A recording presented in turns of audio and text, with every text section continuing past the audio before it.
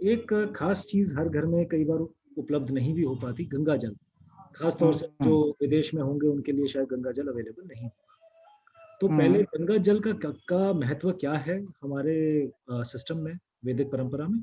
हम्म और गंगा जल हम्म अगर ना किसी के पास उपलब्ध हो, तो ऐसे में क्या किया जाए? उसके ऊपर कृपया प्रकाश डालें। हम्म। देखिए, इसका पहला जो आपका सवाल है उसका जवाब तो ये है कि गंगा जो जल है वो जल ना होकर के वो अमृत है।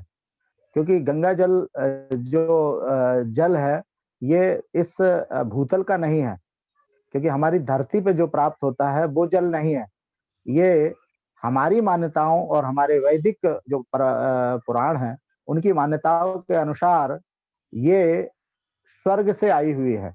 अर्थात हमारे जो सूर्य वंश में राजा भगीरथ हुए हैं, उनके द्वारा माँ गंगा का क्या बोलते हैं आराधन किया गया, उनकी तपस्या की गई और उनसे प्रसन्न होकर के माँ गंगा ने इस पृथ्वी पर आना स्वीकार किया, जो भगवान शिव की जटाओं में आते हुए और फिर इस भूतल को उन्होंने पवित्र किया। तो पहले तो यह है कि जो गंगा जल है, ये इस पृथ्वी का जल ना होकर के वो स्वर्ग से आता है। इसका जो वर्णन है विशेष करके भागवत जी के पंचम स्कंध में पाया जाता है।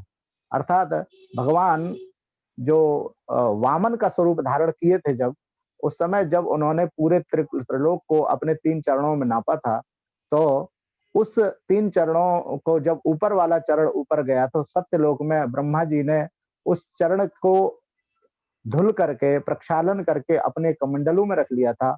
वही कमंडलू का जो अमृत स्वरूप जो जल था भगवान विष्णु अर्थात वामन का जो चरणोदक था, वही गंगा के रूप में हमें इस भारत भूमि में प्राप्त होता है। अन्य कहीं पर भी ये प्राप्त नहीं है।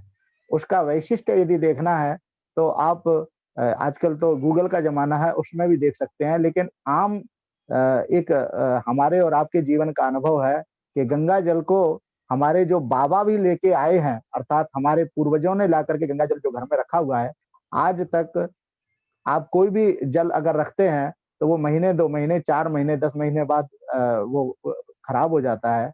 लेकिन गंगा जल सैकड़ों वर्षों से आज भी वैसे का वैसा ही हमारे घर में विराजमान है और हम और आप सभी उसका पान करते हैं यथा समय और उसका पूजा जब होती है तो हम उसका उपयोग करते हैं। अर्थात गंगा जल जो है वो सामान्य जल नहीं है, वो स्वर्ग से आया हुआ अमृत है।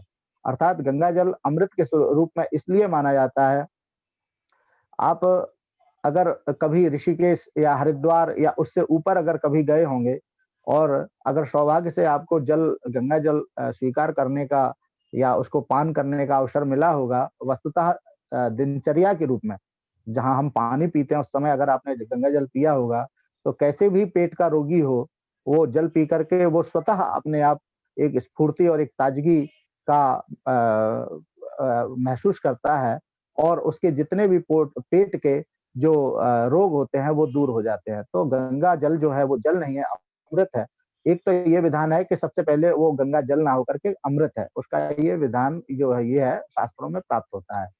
दूसरी बात ये है कि जहाँ पर गंगा जल प्राप्त नहीं होता है, उसके लिए विकल्प के रूप में हम ये कह सकते हैं कि आप तांबे के पात्र में अगर जल भर के रखते हैं सायंकालीन शाम को और प्रातः काल यदि आप उसको स्वीकार करते हैं, अर्थात उसको प्रातः काल अगर यूज़ करते हैं, तो वो गंगा जल के स्वरूप के समान होता है। समान होता है, गंगा जल नहीं होता है, मैं ये स्पष्ट करना चाहता हूँ। तांबे के पात्र में रखा हुआ जल गंगा जल के समान होता है, ऐसा प्रमाण मिलता है। तो जिसके पास ये उपलब्ध नहीं है, तो पहले तो प्रयत्न करें कि गंगा जल यहाँ से लेके चले जाएँ थोड़ा-सा जितना हो सके संभव अगर।